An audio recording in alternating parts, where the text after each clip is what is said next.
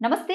ప్రస్తుతం నాతో పాటు ఉన్నారు మాజీ ముఖ్యమంత్రి నాదెండ్ల భాస్కర్ రావు గారు. ఒక్కసారి ఆయన్ని అడిగి తాజా రాజకీయాల మీద చర్చించే ప్రయత్నం చేద్దాం. అలాగే గతంలో ఆయన సీఎంగా ఉన్నప్పుడు అసలు రాజకీయాలు, ప్రజలు ఏ విధంగా ఉండేవారో తెలుసుకునే ప్రయత్నం చేద్దాం. నమస్తే సార్. నమస్కారం అమ్మా. బాగున్నారా సార్? Thank you. దాదాపు సుదీర్ఘ కాలం పాటు మీరు రాజకీయాల్లో ఉన్నారు. ఆల్మోస్ట్ ఇప్పుడు మీ వయసు అంటే 89 సంవత్సరాలు. 89 కంప్లీట్ చేశాను. 90 సంవత్సరాలు. 90 నడుస్తాం. అంటే ఆరోగ్యం అది బాగానే ఉంటుందా? ఏ లోపం లేదు. సుదీర్ఘ కాలం పాటు రాజకీయాల్లో ఉన్నారు మీరు. ఎలా అనిపిస్తుంది? అంటే ఇప్పుడు ఇంత కాలం పాటు మీరు చూస్తున్నారు. అప్పటికి ఇప్పటికి ఏమైనా మార్పు కనపడుతుందా మీకు రాజకీయాల్లో? ఇప్పుడు అప్పటి ముఖ్యమంత్రులు ఎక్కువగా డెవలప్మెంటల్ యాక్టివిటీస్కి ఖర్చు పెట్టేవాళ్ళు. డబ్బు కొద్దే ఉండేది, డబ్బు పెద్ద లేదు. ఇప్పుడు బాగా డబ్బు ఉంది. ఉన్నా కూడా ఎస్టాబ్లిష్మెంట్స్ పెరిగిపోయి ఎస్టాబ్లిష్మెంట్స్కే ఎక్కువ డబ్బు ఖర్చు చేస్తారు. మామూలు వర్క్స్కి డబ్బు తగ్గిపోయింది. ఆ రోజుల్లో సంజీవ్ రెడ్డి గారు, బూరుగుల రామకృష్ణరావు గారు, తర్వాత మన బ్రహ్మానంద రెడ్డి గారు వాళ్ళంతా ఉన్నప్పుడు కొన్ని మంచి వర్క్స్ జరిగినాయి. సాగర్ ఏంటి, నాగార్జున సాగర్ ఏంటి, శ్రీశైలం ఏంటి, రామ ప్రాజెక్ట్ ఒకటి కట్టారు. అలాగా ఆ రోజుల్లో అలా స్పెండ్ చేశారు. ఇప్పుడు ఏమైందంటే ఉద్యోగాలు ఎక్కువ ఇస్తున్నారు. ఇచ్చి ప్రజల్ని సాటిస్ఫై చేయడానికి, ఈ యూత్ని సాటిస్ఫై చేయడానికి ఎస్టాబ్లిష్మెంట్లో ఊరిని అనవసరంగా ఒకటి చేసే పని దగ్గర నలుగురిని అలా పెట్టేటప్పటికి ఊరిని వేస్ట్ అయిపోతుంది. సో ఎస్టాబ్లిష్మెంట్కి ఎట్లా ఇంకా ఏ విధంగా అవుతున్నదంటే, నేను 64 ప్రాంతాల్లో 62 కాడి నుంచి నేను ప్లేడర్. అప్పుడప్పుడు ఢిల్లీ పోతూ ఉండేవాడు. ఆ రోజుల్లో ప్లేన్ టికెట్ ఎంత? 250 రూపాయలకి ఢిల్లీ పోయేవాడు. జూనియర్ లాయర్ని ఫ్లైట్ వెళ్తే అక్కడ పని అయినప్పుడు కాసేపు కర్ణాటక సర్కస్ అక్కడ తిరుగుతుండేవాడు సరదాగా. నెహ్రూ గారు పోతూ ఉంటే చూస్తూ ఉండేవాడు. పెద్ద ఆయన గారు చూద్దామని చూసేవాడు. ఆయన పక్కన పిఏ గారు కారులో, అంబాసిడర్ కార్, ఆయన ఎదురుగా నడిచేవాళ్ళు ఎవరున్నారు, కాపలా వాళ్ళు ఎవరు ఉన్నారు. ఒక మోటార్ సైకిల్ వేసుకుని ఒక పోలీస్ ఆయన దోవదీస్తాడు. అది మేము ఆయన చూసి 1964 ఆ ప్రాంతం. 1964 ఆయన చనిపోయాడు. 1962, 63 ఆ ప్రాంతాల్లో ఆయన ఆఫీసుకు పోతుంటే చూసి. ఎలా చనిపోయింది సరే, ఆయన ఆరోగ్యం దెబ్బతింది, వయసు వచ్చింది, 75 ఏళ్ళు పోయాడు ఆయన. 75 ఏళ్ళకే చనిపోయాడు నెహ్రూ గారు. అయితే ఆ వర్క్ అది అట్లా చేశారు. జైల్లో ఉన్నారు పాపం వాళ్ళంతా, ఎన్నో కష్టాలు పడ్డారు కదా. ఆరోగ్యం దెబ్బతింటుంది కదా ఆ పెద్దాళ్ళు. మొత్తానికి 75కే చనిపోయాడు ఆయన. నేను అక్కడ happen to be there. I was in Delhi. చూసాం ఆయన్ని. చూస్తే కారులో ఒక్కడు, అంబాసిడర్ కారులో ఒక్క మనిషి, ఆయన ఒకడు కూర్చొని, పక్కన పిఏ కూర్చునేవాడు, ఎదురుగా పోలీస్ ఆయన ఒక ఆయన దోవ తీసేవాడు మోటార్ సైకిల్ వేసుకుని. అది ప్రైమ్ మినిస్టర్ స్టేటస్. ఇప్పుడు ఆఖరికి మన సర్పంచ్కి కూడా గన్మెన్లు ఇస్తున్నారు కదా, ఇవాళ వస్తారు. ఏమిటిది విశేషం? ఖర్చు మరి ఎట్లా పెరిగిపోతుంది? డబ్బు ఎక్కడ ఉంటుంది డెవలప్మెంటల్ యాక్టివిటీస్కి? ఏం లేదు. ఆ రోజుల్లో అంటే సంజీవ్ రెడ్డి గారు కానీ, బ్రహ్మానంద రెడ్డి గారు కానీ, బూరుగుల రామకృష్ణ పీరియడ్ కానీ, తర్వాత చీఫ్ మినిస్టర్ కానీ వాళ్ళంతా, చెన్నారెడ్డి గారి పీరియడ్ కానీ ఇంత ఖర్చు లేదు. చెన్నారెడ్డి గారు వచ్చేటప్పటికే కొంత ఖర్చు పెరిగింది ఎస్టాబ్లిష్మెంట్. అప్పటిదాకా వాళ్ళంతా ఏం చేసేవాళ్ళు అంటే డెవలప్మెంటల్ యాక్టివిటీస్ డబ్బు ఖర్చు, రోడ్లు వేయటం, ప్రాజెక్ట్స్ కట్టడం, దానికి ఎక్కువ చేసి. రీసెంట్గా డెవలప్మెంట్ ఇది అన్నెసెసరీ, అన్వాంటెడ్. ఎస్టాబ్లిష్మెంట్కి, షోకులకి, ఈ పోలీసు మెయింటెనెన్సు ఇది పెంచేశారు. దాంతో వాడుకోవడానికి డబ్బు లేకుండా పోయింది. డెవలప్మెంటల్ యాక్టివిటీస్ ఎట్లా వస్తాయి? కాన్సిక్వెంట్లీ అప్పుడెప్పుడో నైజాం గారి టైంలో వేసిన రోడ్లే మన హైదరాబాద్కి. కొత్తగా వీళ్ళు పెద్ద పెద్ద రోడ్లు వేసింది ఇక్కడ కాలనీస్లో ఎక్కడో పెట్టుకున్నారు, కొత్త కొత్త కాలనీస్. కనుక ఒక హైదరాబాదే ఎందుకు డెవలప్ చేస్తున్నారు అంటే, ఈ 8-10 జిల్లాలు ఏంటంటే తెలంగాణలో ఇది సెంటర్ అయిపోయింది అన్నదరికి. అందుకారణంగా హైదరాబాద్ డెవలప్ అవుతుంది. ఇన్ అడిషన్ టు దిస్, హైదరాబాద్కి ఏంటంటే ఇలాంటి క్లైమేట్ వరల్డ్లో ఎక్కడ ఉండదు. చెమట పట్టదు ఇక్కడ.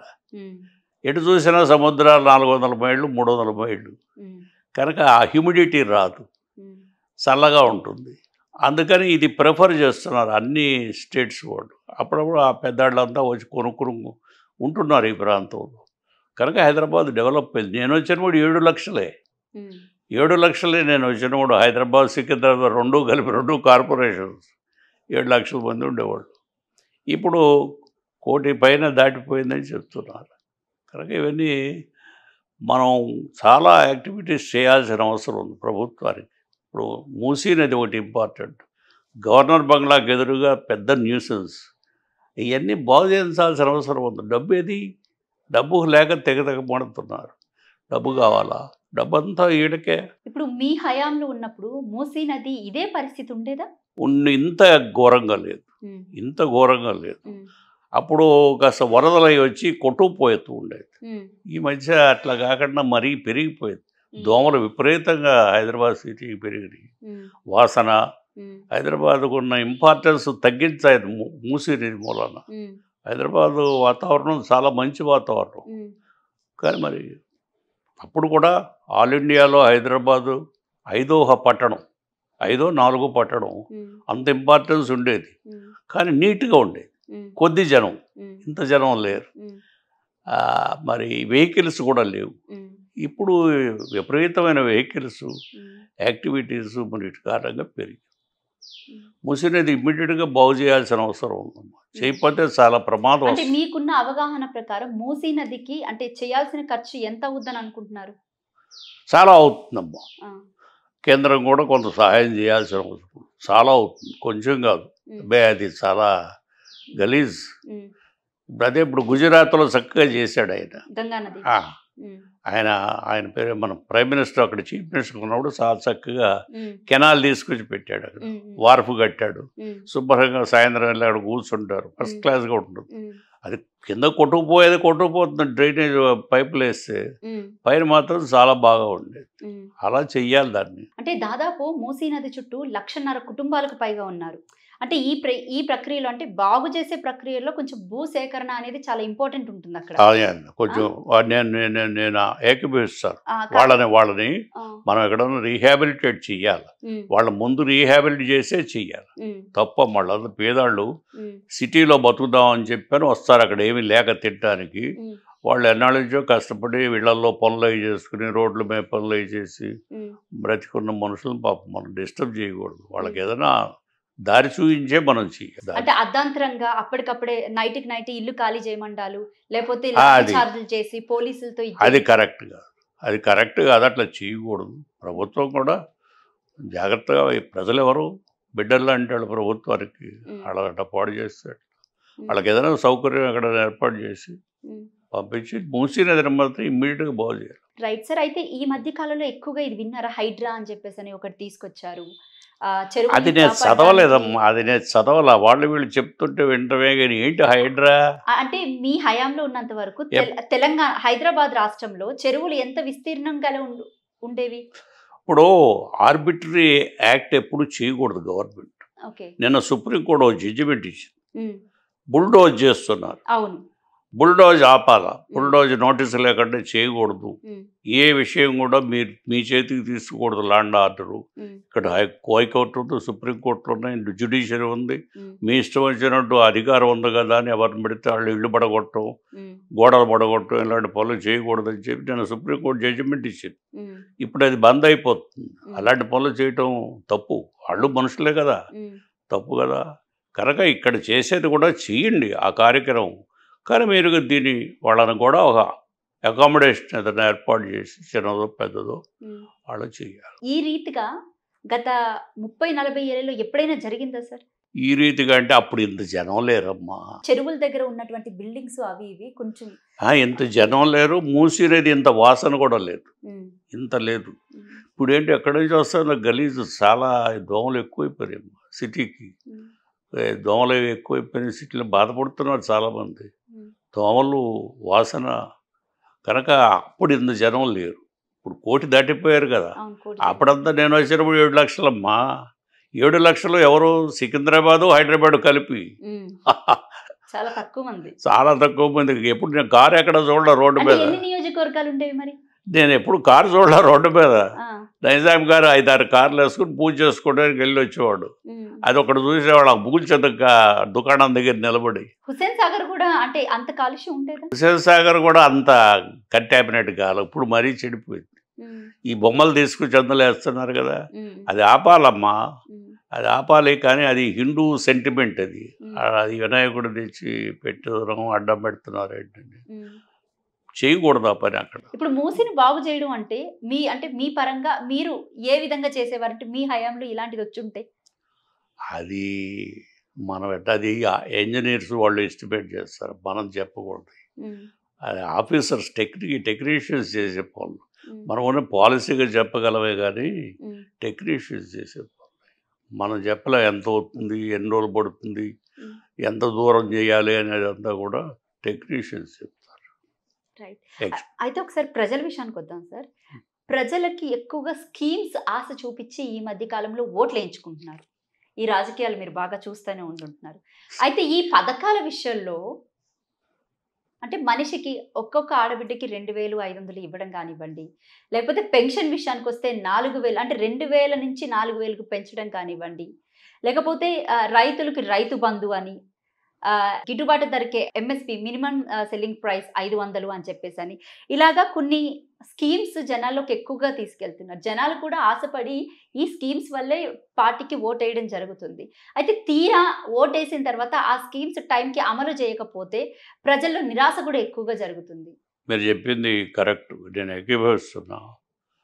ఆ రోజుల్లో ప్రజల యాంబిషన్స్ కూడా తక్కువగా ఉన్నాయి. మనం ఓట్ల కోసం, పార్టీల కోసం వాళ్ళ రెచ్చగొట్టి అది ఇస్తాం ఇది ఇస్తామని పెంచాం. ఆ స్టేట్లో అట్లా అవుతుంది, ఈ స్టేట్లో ఇట్లా అవుతుంది, మనం ఎందుకు చేయకూడదని మనం ఇంప్లిమెంట్ చేస్తామని ఇంట్రొడ్యూస్ చేసాం. వీటి వల్ల డబ్బు అంతా దీనికే పోతా ఉంది. డెవలప్మెంటల్ యాక్టివిటీస్కి డబ్బు, ఇప్పుడు చెప్పా కదా ఎస్టాబ్లిష్మెంట్ పెరిగిపోయిందని. ఆ ఎస్టాబ్లిష్ అనే మాటలో ఇవన్నీ ఉన్నాయి. డబ్బుని ఎక్కడ ఖర్చు పెట్టాలో అక్కడ ఖర్చు పెట్టకుండా, మన పూర్వం బ్రిటిష్ వాళ్ళు ఉన్నప్పుడు, బ్రిటిష్ తర్వాత వచ్చిన ప్రభుత్వాలు, నైజాం ఉన్నప్పుడు, నైజాం తర్వాత వచ్చిన ఇమ్మీడియట్ ప్రభుత్వాలు, ఏదైనా ఒక సాగరు, లేకపోతే ఒక రోడ్డు, ఒక కాలువ, దానికే డబ్బు ఖర్చు పెట్టేవాళ్ళు. మనం వచ్చినాక ఏమైందంటే, మన గవర్నమెంట్లన్నీ వచ్చినాక ఓట్ల కోసం అనుకోండి, ప్రజల్ని ఉత్సాహపరచడం కోసం అనుకోండి, ఒకళ్ళు ఆ స్కీమ్ పెడితే మరి ఇంకోళ్ళ స్కీమ్ పెట్టడం, ఇవన్నీ వాళ్ళకి పంచాలి కదా డబ్బు.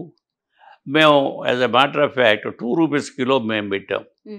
నేనే రాసింది. 2 రూపాయల కిలో బియ్యం. 2 రూపాయల కిలో బియ్యం ఇండియాలో ఎక్కడ పెట్టాల, నేనే పెట్టింది అది. ఇప్పటికీ అదే నడుస్తుంది. అది చెప్తా. 2 రూపాయల కిలో బియ్యం పెడితే రాజా చెల్లయ్య అని గవర్నమెంట్ ఆఫ్ ఇండియాకి అడ్వైజర్, ఫైనాన్షియల్ అడ్వైజర్, ఆయన వచ్చాడు. మేము గవర్నమెంట్ తీసుకుని నేను ఫైనాన్స్ మినిస్టర్ అయినప్పుడు వచ్చాడు. సరాసరి నా దగ్గరికి వచ్చాడు, రామారావు దగ్గరికి కూడా పోలే. వచ్చి భలే పని చేసావయ్యా నువ్వు అన్నాడు. ఏంటంటే చెప్పండి, సిలోన్లో పెట్టారు, లండన్లో పెట్టిన అమ్మాయి, అప్పుడు హైస్టెడ్ అని ఒక అమ్మాయి ఉండి ప్రైమ్ మినిస్టర్గా, ఆమె తీసి పారేసింది ఇవన్నీ. ఆమె వచ్చి ఇవన్నీ తీసి పారేసింది, పెట్టిన స్కీమ్స్ అన్నీ. అప్పుడు చిన్నపిల్లలకి ఏదో ఫ్రీగా పాలు, ఇంకేదో ఫ్రీగా పీకలు, ఏదో పిల్లలకి అది ఇది అని పెట్టారు లండన్లో.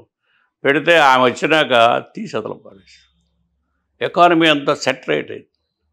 అలా సెటరేట్ అవుతుంది ఇక్కడైనా ఈ ఎస్టాబ్లిష్మెంట్స్ తగ్గించుకుంటే. ఇక ఎస్టాబ్లిష్మెంట్ తగ్గించుకుంటే జనం నానా అల్లరి చేసేటట్టు. అంటే స్కీమ్స్ ఇంపార్టెంటా లేకపోతే ఎస్టాబ్లిష్మెంట్ ఇంపార్టెంట్ అంటారా? స్కీమ్కి అటాచ్డ్ ఎస్టాబ్లిష్మెంట్ మనుషులు లేకుండా ఏం చేస్తారు? స్కీమ్ ఇంప్లిమెంట్ చేయడానికి ఇన్ని స్కీమ్స్ ఇవ్వడం కరెక్టే అంటారా? మరి నేను కరెక్ట్, ఏది కరెక్ట్ ఏది కాదు నేను చెప్పటల్లా. కారణం ఏంటంటే వెళ్ళిపోయిన స్కీమ్స్ ప్రజల్లో చెప్పేసి ఎస్టాబ్లిష్మెంట్ ఖర్చు అయిపోతుంది. వాళ్ళు తీయలేము. మీరు అడగబోయే కన్క్లూజన్ చెప్తారా? అది ఆఫీసర్లే కాదు, ఆ స్కీమ్ను కూడా పెట్టడం కూడా, ఆ స్కీమ్స్ అప్పుడు లేవు, 50s ముందు లేవు. అంటే జనాలను ఎక్కువగా సోమరిపోతులు చేస్తున్నారు అన్నది కూడా గట్టిగా వినపడుతుంది. అది ఒక భాగం పెట్టిన మనమే కదా. ఇప్పుడు 2 రూపాయల కిలో పెట్టేటప్పుడు రైతులు చాలామంది కోప్పడ్డారు నన్ను. నన్ను కోప్పడ్డారు. ఏమిటి ఇలా చేస్తున్నా, కూలీలు ఎవరు దొరుకుతారు, పని వాళ్ళు ఎవరు ఉన్నారు, ఓడల్లో మేమంతా వస్తున్నాం, మీరు స్కీమ్స్ పెట్టారు, ఆ 2 రూపాయలకి బియ్యం తెచ్చుకుని ఇంట్లో కూర్చొని తింటున్నారు, పని ఎవడు చేసేవాడు లేడు అని తిట్టారు. సహజం ఇది. కనుక ఇప్పుడున్న సిచ్యువేషన్లో ఈ ఎలక్టరల్ కాలేజీని పట్టుకోవాలి అనుకున్నప్పుడు ఏదో ఒకటి అట్రాక్షన్ ఇవ్వాలి కదా. ఆ అట్రాక్షన్ ఇస్తూ ఉంటాం. ఆ అట్రాక్షన్కి ఈ డబ్బులన్నీ వెళ్ళిపోతుంది. అసలు పనికి డబ్బు ఉన్నట్లుగా అది జరుగుతుంది. ఇప్పుడు మూసినది డబ్బు కావాలి, ఎక్కడి నుంచి తెస్తాడు డబ్బు? 1,50,000 కోట్లు ఎక్కడి నుంచి తెస్తాడు పాపం? ఏ చీఫ్ మినిస్టర్ ఎక్కడి నుంచి తెస్తాం? ఎవరైనా ఢిల్లీ ఇవ్వాలి, లేకపోతే వరల్డ్ బ్యాంక్ ఇవ్వాలి, లేకపోతే ఇంకేదన్నా పట్టుకోవాలా? ఆడ లోన్గా ఇచ్చి ఏదో లాంగ్ టర్మ్ లోన్ పెట్టుకుని పెట్టాలి. 2 లక్షల రూపాయల కోట్లు, 2 లక్షల కోట్లు ఎందుకు, ఎక్కడ దొరుకుతాయి ఇప్పుడు సడన్గా? కనుక ఇవన్నీ మీకు తెలియదు కాదు. ఇది నన్ను అడిగేది. ఈ విధంగా ఖర్చు అయిపోతున్నాయి. ఆ స్కీమ్స్ అన్నీ పెట్టింది మనమే. 2 రూపాయల కిలో బియ్యం పెట్టాం, ఆడపిల్లలకు సమాన హక్కు పెట్టాను. అది ఎట్లా పెట్టానంటే, దుర్గాబాయమ్మ అప్పుడే ఆ రోజుల్లో మా చిన్నప్పటి నుంచి చూసాం. భర్త చనిపోతే ఆస్తి భార్యకి రాదు. ఆమె ఏం చేసిందంటే, భర్తగా చనిపోతే ఆస్తి భార్యకి రాకపోవటం ఏంటి, ఆయన బంధువులకు వెళ్ళటం ఏంటి తప్పు అని చెప్పి నెహ్రూ గారిని పట్టుకుని దుర్గాబాయమ్మ పట్టుకుని తెచ్చింది. ఆ బిల్లు తెచ్చి భర్త చనిపోతే భార్యకు వస్తుంది హక్కు. ఆమె క్రియేట్ చేసింది. అది నా మైండ్లో తిరుగుతూ 2 రూపాయల కిలో బియ్యం ఇంట్రడ్యూస్ చేసి, ప్లస్ మెడ్రాస్లో పెట్టాడు రామచంద్రన్ 2 రూపాయల కిలో. అప్పుడున్న రైతులకి ఏమన్నా మీరు సాయం చేసేవారు మీ ప్రభుత్వాల ద్వారాగా? ఎవ్వరు సాయం చేయరమ్మా. ఎందుకు చేస్తారు? మేము 2 రూపాయల కిలో బియ్యం పెట్టాము అని మేము అప్పుడు వెళ్ళాము. రుణమాఫీ వెళ్ళాం ఢిల్లీ దగ్గరికి. వాళ్ళ దగ్గర మాత్రం ఎక్కడ ఉన్నాయమ్మా? ఇప్పుడు అందుకే స్టేట్ గవర్నమెంట్స్ డబ్బు తగ్గిపోయి యాక్టివిటీస్ మానేశారు, డెవలప్మెంట్ లేదు అని చెప్పి southern chief ministers, finance ministers conference పెట్టాం బెంగళూరులో. పెట్టి ఇందిరాగాంధీ ప్రభుత్వం అప్పుడు దీన్ని మాకు కొంత డబ్బు ఇవ్వాలమ్మా మీరు స్టేట్ గవర్నమెంట్స్కి అని చెప్పి రిక్వెస్ట్ చేసి, ఆమె అదేదో ఒక కమిటీ వేసింది, సర్కారియా కమిటీ అని వేసి ఆయన కొన్ని రికమెండేషన్స్ ఇచ్చాడు. కొన్ని ఇంప్లిమెంట్ అయ్యి కొన్ని ఇంప్లిమెంట్ కాలేదు. అలాగే పోయి ఆఖరికి ఢిల్లీలో కూడా దమ్మిడి లేకుండా పోయిందమ్మా. ఇప్పుడు మీకు తెలియదు, అసలు విషయం మీకు తెలియదు. ఢిల్లీలో కూడా లేదు. నీ మధ్య బ్యాంక్ ఫ్రెండ్ ఎవరో వస్తే అడిగారు, బ్యాంకులో కూడా డబ్బు లేదండి అంటున్నాడు. అదేంటి, ఎక్కడ పోయింది డబ్బు అంతా? మరి ఏం చేశారు అంటే ఏ రాష్ట్రాల నుంచి వస్తుందో చెప్తున్నారు అట్లీస్ట్? లేదు, అన్ని చోట్ల ఇదే పరిస్థితి. ఏ రాష్ట్రం అడిగినా వాళ్ళు ఇది డబ్బు లేదు. ప్రతి చోట అందరూ స్కీమ్స్ పెట్టు కూర్చున్నారు. ఏ రాష్ట్రాన్ని అడిగినా ఇది అయితే ఇప్పుడు ఢిల్లీకి ఏమైంది? ఎప్పుడో 1950లో మెడ్రాసులో చీఫ్ మినిస్టర్ రాజగోపాలాచారి గారు ఒక కానియో 2 కాన్లో సేల్స్ ట్యాక్స్ అని పెట్టాడు కొత్తగా. ఆయన బుర్ర చాలా గొప్ప బుర్ర కదా, ఆయన పెట్టాడు. ఆ సేల్స్ ట్యాక్సే ఇప్పుడు జనరల్ సేల్స్ ట్యాక్స్ అని శుభ్రంగా ఢిల్లీ వాళ్ళు కలెక్ట్ చేసుకుని ఆర్మీని దీన్ని మెయింటైన్ చేస్తున్నారు. ఆయన పెట్టింది అది ఆ మహానుభావుడు. కనుక ఇప్పుడు డబ్బు కలెక్షను ఇప్పుడు మీరు కొత్తగా ట్యాక్స్ వేస్తే జనం ఊరుకోరు, జనం ఎదురు తిరుగుతారు, మీకు ఓట్లేరు. కనుక చాలా విచిత్రమైన సన్నివేశం ఇది. చాలా విషయం. స్కీమ్స్ అన్నీ పెట్టుకున్నాం అన్ని చోట్ల. అయితే ఆంధ్రదేశమే కాదు, తెలంగాణ కాదు. ఇచ్చిన హామీలు అమలు చేయకపోతే ప్రజల నుంచి వచ్చేటువంటి వ్యతిరేకత ఏ విధంగా ఉంటుంది అంటారు? ఇదే కోపం, చాలా కోపం ఉంటుంది. ఎలా వస్తుందో మనం చెప్పలేం. యాజిటేషన్ అనేది ఎట్లా వస్తుంది అని చెప్పి, సముద్రంలో ఇది పుడుతుంది, దాని పేరు తుఫాను, అట్లా పుడుతుంది. ఎట్లా పుడుతుందని మనకేం తెలుసు? అట్లా. ఇప్పుడున్న ప్రభుత్వాలకి మీరేమన్నా సలహాలు సూచనలు చేస్తారా? అది చాలా శాంతంగా ఆలోచన చేసి కూర్చొని దానికి సంబంధించిన మనుషులు, ఇప్పుడు రాజా చెల్లయ్య లాంటి వాళ్ళు, అలాంటి వాళ్ళు కూర్చొని సమావేశం చేసి ఆ ఎకానమిస్టులంతా కూర్చొని చేయాల్సిన పనే కానీ మనం చేసాం. అండ్ అలాగే సార్, ఇంకొకటి, సీఎం హోదాలో ఉన్నటువంటి వ్యక్తులు మాట అనేది ఆచి తూచి మాట్లాడాలి అని అంటారు. అంటే ఏ మాట మాట్లాడినా అది ప్రజల్లోకి ఏ విధంగా వెళ్తుందో అందరికీ తెలిసింది. అయితే నేను మీకు ఒక వీడియో చూపిస్తా ఇప్పుడు, మీరు దాన్ని బట్టి ఒక్కసారి ఆ మాట విధానం గురించి ఏమైనా చెప్తారా? వీడియో అవసరంలా. ఇప్పుడు నేను అడిగేది ఏంటంటే, ఇప్పుడు ఈ నిందలు, ఒకళ్ళు విమర్శించుకోవటాలు అవి కూడా ఎక్కువైపోయినాయి. అవును. ఎక్కువైనాయి. అంటే నిందలు విమర్శించుకోవడం విషయం పక్కన పెడితే ప్రజల్లోకి వెళ్ళి బూతులు మాట్లాడడం, పండబెట్టి తొక్కుతా, అబ్బబ్బే! మెల్లో వేసుకుంటా, అదే అంటే ఈ విధమైన మాటలు ముఖ్యమంత్రి మాట్లాడొచ్చా? అదేమిటంటే మేము ప్లేడర్లు కోర్టులో కూడా మేము చాలా డిగ్నిఫైడ్గా ఆర్గ్యూ చేసేవాళ్ళం ఆ రోజుల్లో. ఇప్పుడు లెవెల్స్ పడిపోయి. అలాగే రాజకీయాల్లో కూడా చాలా పతనమైంది. చాలా పతనమైంది. వ్యతిరేకైనా శత్రువైనా గౌరవంగా పలకరించుకుంటాం. అవును. ఆ గౌరవం లేదు, తీసేశారు. అవును. ఆ అసెంబ్లీలోనే ఎరా అని బూతులు తిట్టుకుంటున్నారు. ఇంకా అసెంబ్లీ సెషన్ ఎందుకు, అంత డబ్బు ఖర్చు పెట్టినందుకు ఇలా అలా మంచిది కాదు కదా. అవన్నీ పోనీ. అంటే ఈ విధమైన మాటలు ముఖ్యమంత్రి మాట్లాడొచ్చా? తప్పు. ముఖ్యమంత్రి కాదు ఏ మంత్రి మాట్లాడకూడదు.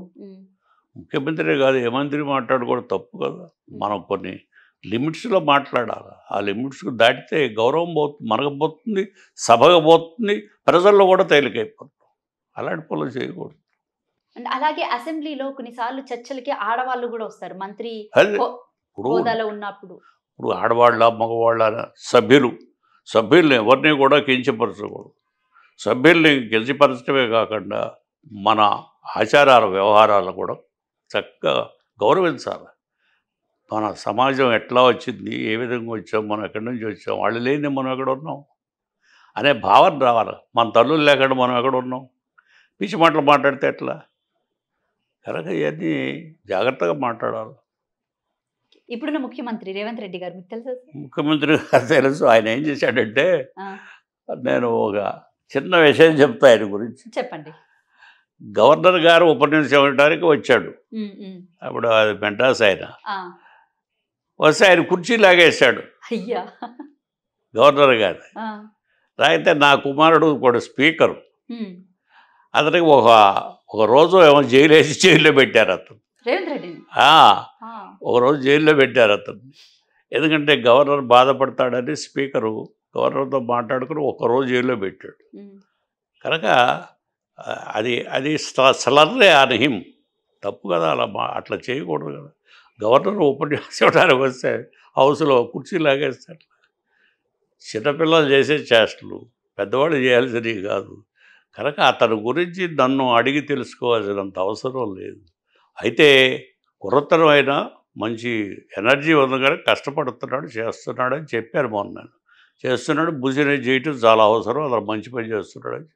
తప్పే ఉంది అందులో.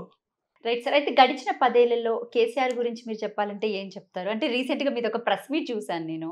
ఆ ప్రెస్ మీట్ సెక్రటేరియట్ గురించి మీరు మాట్లాడారు. కేసీఆర్కి ఒక విజన్ ఉంది, నాకు అర్థమైంది. ఆ సెక్రటేరియట్ కట్టిన పద్ధతి అది చూస్తే అడ్మైర్ హిమ్.